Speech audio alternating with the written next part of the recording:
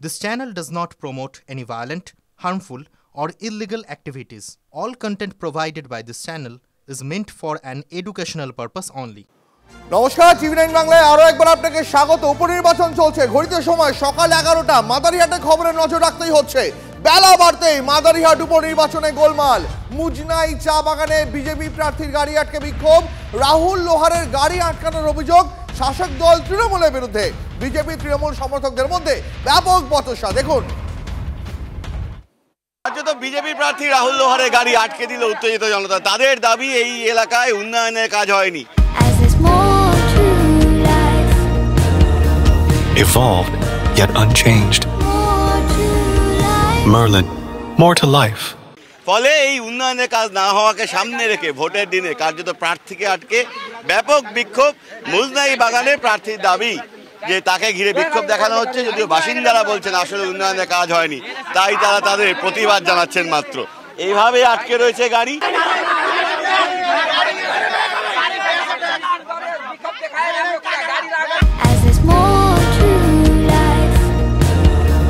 Evolved, yet unchanged.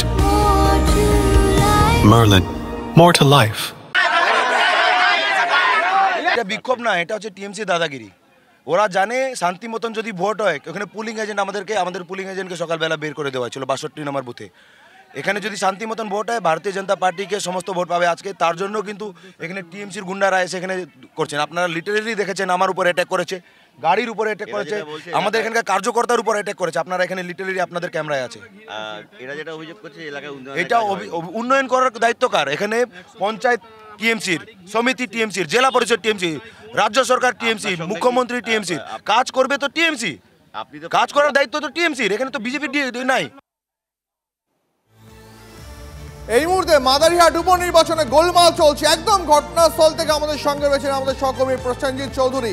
আমি সরাসরি প্রসেনজিতের কাছে জানতে চাইব, প্রসেনজিৎ, ঘড়িতে সময় সকাল 11টা, অর্থাৎ বেলা বাড়তেই রাজ্যে নির্বাচন হলেই যে ছবি দেখতে দেখতে আমরা অভ্যস্ত, সেই ছবি ধরা পড়লো। একদম দেখো, আমি প্রথমে ভোট গ্রহণ কেন্দ্রটা দেখাই। ওটা হচ্ছে ভোট গ্রহণ কেন্দ্র মুজনাই চা বাগানের ভিতর। আর বাইরে এই বাসিন্দারা রয়েছেন, এই মানুষজন রয়েছেন। তার বাইরে বিজেপির প্রার্থী রাহুল লোহার, তিনি যখন এলাকায় আসেন তাকে এখানকার বাসিন্দারা বাধা দেন। বাসিন্দাদের যেটা অভিযোগ, এই এলাকায় উন্নয়নের কাজ হয়নি। বিগত সময়কালে বিজেপির যারা এখান থেকে নির্বাচিত হয়েছিলেন তারা এলাকায় উন্নয়নের কাজ করেননি। যদিও রাহুলের দাবি এলাকার পঞ্চায়েত এবং পঞ্চায়েত সমিতি সবটাই তৃণমূলের দখলে। এই যে জনতা যারা বিক্ষোভ দেখাচ্ছেন তারা তৃণমূল আশ্রিত সমাজ বিরোধী। এবং এই মন্তব্যের পরেই এলাকার বাসিন্দারা কিন্তু ক্ষোভে ফেটে পড়েন। একটু আগেও স্লোগান চলছিল, আমি একবার ওদের সঙ্গে কথা বলার চেষ্টা করব। ওদের মূল দাবিটা কি? দাদা, আপনাদের দাবিটা কি? কেন বিক্ষোভ দেখাচ্ছিলেন বলুন না, বলুন, কে বলবেন বলুন, আপনি বলুন, আপনি বলুন।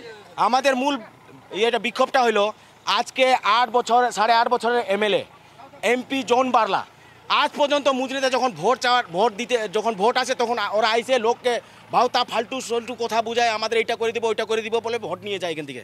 মনস্তিকা, জন বার্লা সবাই এখান থেকে ভালো লিডে মুজরে বাগান থেকে লিড পায়।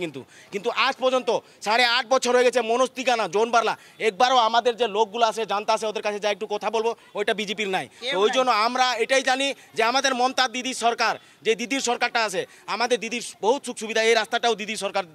প্রসেনজিৎ, একটা গণতান্ত্রিক নির্বাচন পদ্ধতি, যেখানে নির্বাচনের মাধ্যমে যাকে পছন্দ তাকে ভোট দেবেন সাধারণ মানুষ, তাহলে সেখানে প্রার্থীর গাড়ি আটকে বিক্ষোভ কেন? এবং দেখো, প্রার্থী ইতিমধ্যেই ফোন করেছেন পুলিশ প্রশাসনের কাছে, কিউআরটির কাছে হেল্প চেয়ে। কারণ প্রার্থী দীর্ঘক্ষণ এখানে আটকে ছিলেন এবং তিনি অভিযোগ করছেন যে তাকে যেতে দেওয়া হচ্ছে না। যদিও বাসিন্দারা বলছেন তারা কেউ বিক্ষোভ দেখাচ্ছেন না। ইতিমধ্যেই প্রার্থী এগিয়ে এই রাস্তা দিয়ে তার নিজের গন্তব্যের উদ্দেশ্যে রওনা হয়েও গেছেন।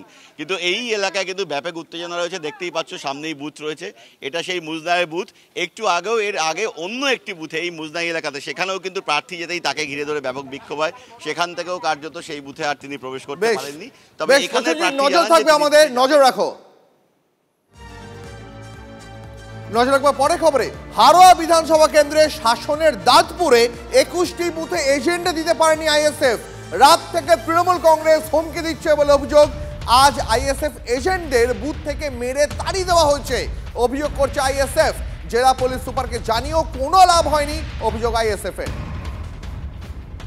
দাঁড়িয়ে আছি কদম্বগাছিতে, সেখানে দাঁড়িয়ে রয়েছেন আইএসএফ এর হাড়োয়া কেন্দ্রের প্রার্থী পিয়ারুল ইসলাম। তার অভিযোগ যে এই এলাকার বহু জায়গায় এজেন্টদের বসতে দেওয়া হচ্ছে না। 15 থেকে 20 জন এজেন্ট, 21টা এজেন্ট আমার দাঁতপুর পঞ্চায়েতের এজেন্ট, তাদেরকে ঢুকতে দেওয়া হয়নি। রাত্রি 1টার সময় তাদেরকে নিয়ে ঢোকানোর আমি অনেক চেষ্টা করেছি, কিন্তু ঢুকতে আমার ছেলেরা ঢুকতে ব্যর্থ হয়েছে। পুলিশও কোনো হেল্প করেনি, এসপিও কোনো হেল্প করেনি। কি করছে ফোর্স? তো কিছুই করছে না, তো কোনো ফোর্স আসেনি তো এখনো অবধি। এসপিকে বলেছিলাম যে সিআরপিএফ সহ প্রোটেকশন না দিলে আমার এজেন্টরা যেতে পারবে না। ঢোকার পরে তখন দেখি 250 মাস্তান বাহিনী তৃণমূলে ঘিরে নেয় আমার গাড়ি, একদম দাঁতপুর অঞ্চলের গেটে, পাবদার যে রেল গেট, সেই রেল গেটের ওখানে। এবং শাসন থানার পুলিশ আসে, এসে তারা তৃণমূলের লোকদের সাথে গল্প করছে, অথচ ওখানে কোনো আমরা সিআরপিএফ দেখি না। গুন্ডা বাহিনী নিয়ে আমার বাড়ি অ্যাটাক করে। আমি বাড়িতেই ছিলাম, আসের মল্লিকের নেতৃত্বে। আসের মল্লিক নিজে ছিল দাঁতপুর অঞ্চলের উত্তর কর্মদক্ষ টিএমসির আসের মল্লিক। খোদ আমার বাড়িতে ও নিজেই দলবল নিয়ে আসলে আমি তখন গেট দিয়ে খুব চিল্লামিলি করি। চিল্লামিলি করাতে লাস্টে ওরা আমার গেটটা ভাঙতে পারিনি। ক্যামেরায় রজতের সঙ্গে সিজার, TV9 বাংলা। নৈহাটির দিকে নজর রাখি। গুন্ডা এবং পুলিশকে সঙ্গে নিয়ে নৈহাটিতে ভোট লুট করছে তৃণমূল। কমিশন পদক্ষেপ না করলে ইভিএম ভাঙা ছাড়া কোনো উপায় নেই, হুঁশিয়ারি প্রাক্তন বিজেপি সাংসদ অর্জুন সিং এর। সনদ থেকে দর্শনার্থীরা তাড়া করেছে, তার মানে কত ক্ষোভ আছে। কিন্তু ওইটাই আছে, পুলিশ আর গুন্ডাকে সঙ্গে নিয়ে তারা সকাল থেকে ওই কাপাচাকলা এলাকাতে বুথ দখল যদি এরা করে, মেশিন ভেঙে দিতে হবে, কোনো উপায় নেই আমাদের কাছে। ইলেকশন কমিশন যদি ওয়েবকাস্টটা সঠিকভাবে না দেখে অ্যাকশন নেয়, তাহলে বুথ মেশিন ভাঙা ছাড়া কোনো উপায় নেই আমাদের কাছে।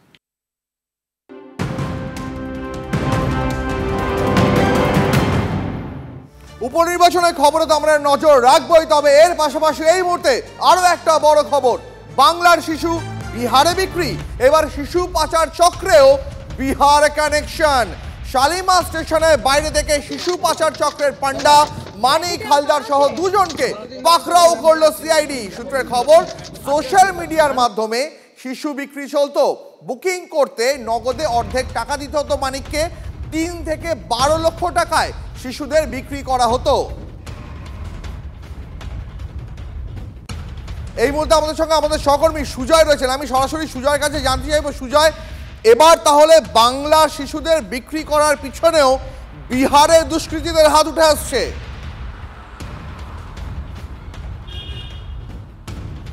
দীপ, একটু পরিবর্তন করতে চাইবো।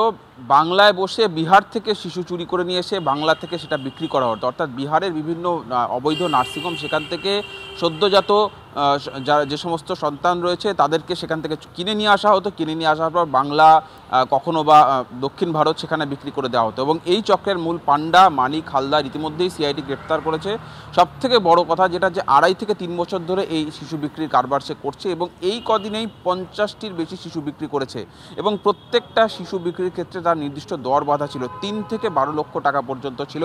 সেক্ষেত্রে যদি কোনো দম্পতি ছেলে নিতে চায় তাহলে তাকে 12 লক্ষ টাকা পর্যন্ত দিতে হতো এবং তার অর্ধেক টাকা, অর্থাৎ যদি কেউ 12 লক্ষ টাকা কেনে তাকে 6 লক্ষ টাকা এই মানিককে নগদে অ্যাডভান্স হিসেবে দিতে হতো, অর্থাৎ কোট আনকোট অর্ডার দিতে হতো। এবং তারপর মানিক কী করতো, বিহারে তার যে এই চক্রের অন্য পান্ডারা রয়েছে তাদের সঙ্গে যোগাযোগ করতো এবং সেখানে বিভিন্ন তাদের মাধ্যমে বিভিন্ন নার্সিংহোম, সেই সূত্রে সেখান থেকে বাচ্চা কিনে নিয়ে আসা হতো এবং এখানে যাদের দম্পতি সেই বাচ্চা কিনতেন তাদের কাছে পৌঁছে দেওয়া হতো।